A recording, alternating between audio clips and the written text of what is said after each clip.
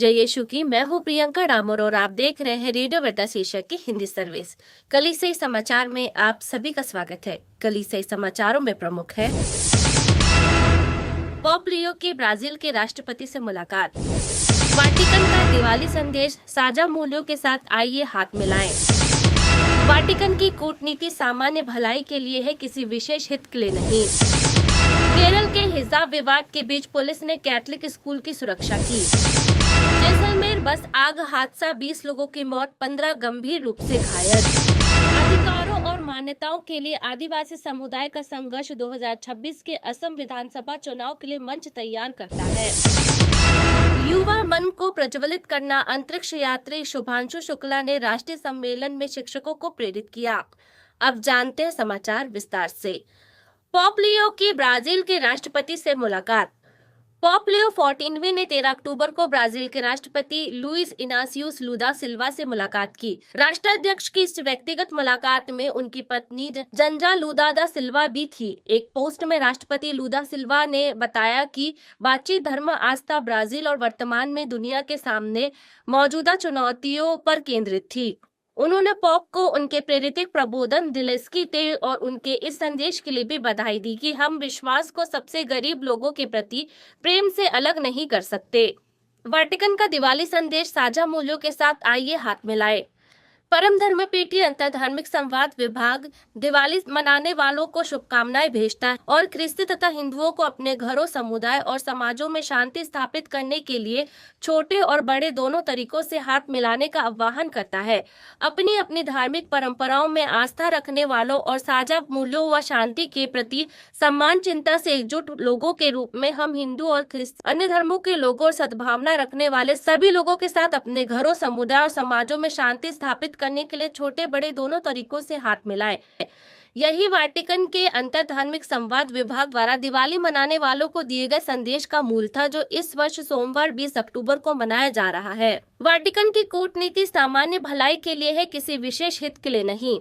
महाधर्माध्यक्ष Paul Richard गलाघेर इस विषय पर व्याख्यान देते हैं कि कैसे वाटिकन की कूटनीति आशा को एक कूटनीति कार्य में बदलने और सामान्य भलाई के लिए पड़ोसी बनने के महत्व पर केंद्रित है।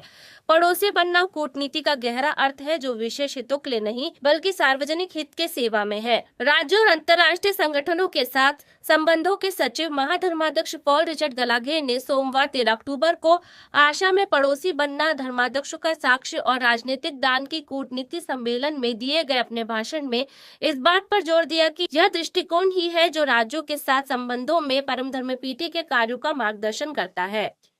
केरल में हिजाब विवाद के बीच पुलिस ने कैथोलिक स्कूल की सुरक्षा की। केरल के उच्च न्यायालय ने पुलिस को एक कैथोलिक स्कूल की सुरक्षा करने का आदेश दिया है, क्योंकि स्कूल ने कथित तौर पर हिजाब पहने एक मुस्लिम छात्रा को कक्षा में आने से रोक दिया। न्यायमूर्ति एन नागरेश ने सेंट रीटा पब्लिक स्कूल की एक याचिका पर 13 अक्टूबर को यह आदेश जारी किया। सेंट रीटा पब्लिक स्कूल 1958 से कोच्चि डायसिस के अंतर्गत सिस्टर द्वारा संचालित किया जा रहा है।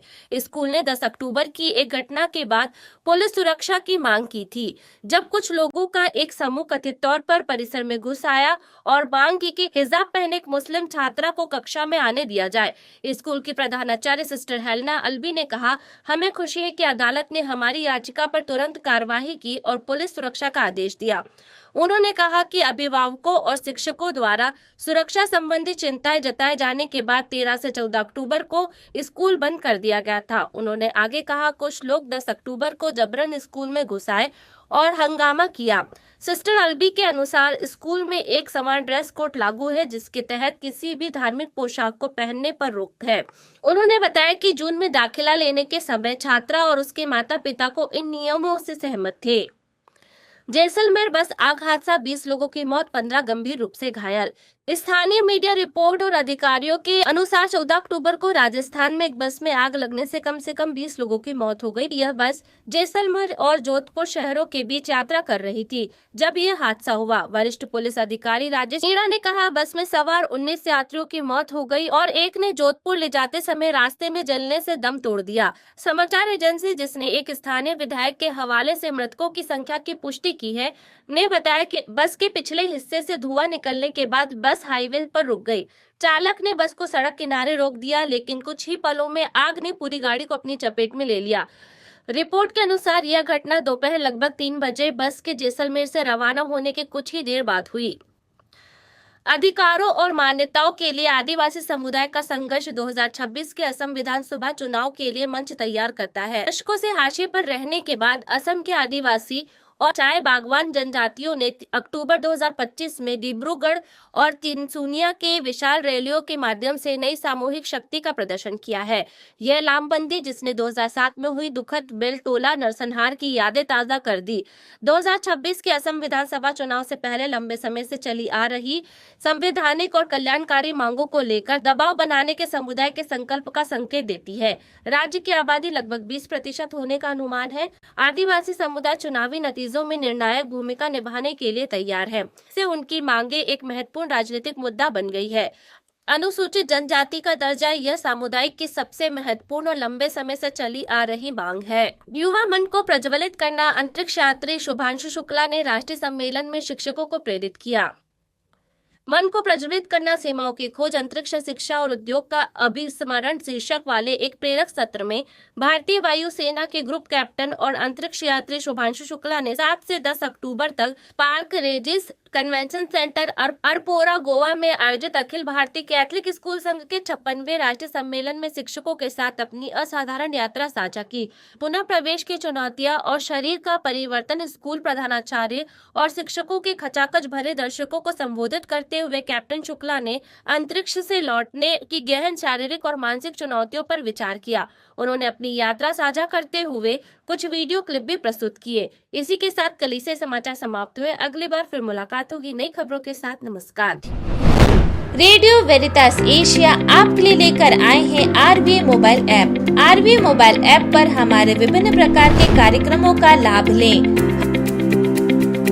हमसे जुड़े और एशियाई ईसाईयत की आवाज का हिस्सा बने। आज ही ऐप स्टोर एवं प्ले स्टोर से RVA मोबाइल ऐप डाउनलोड करें।